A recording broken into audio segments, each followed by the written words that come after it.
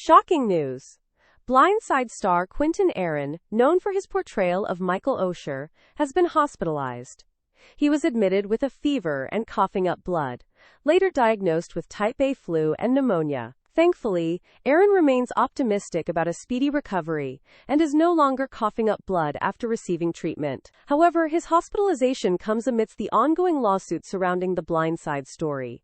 Subscribe to our channel for more updates on this developing story. Thanks for watching. Don't forget to subscribe for more amazing content.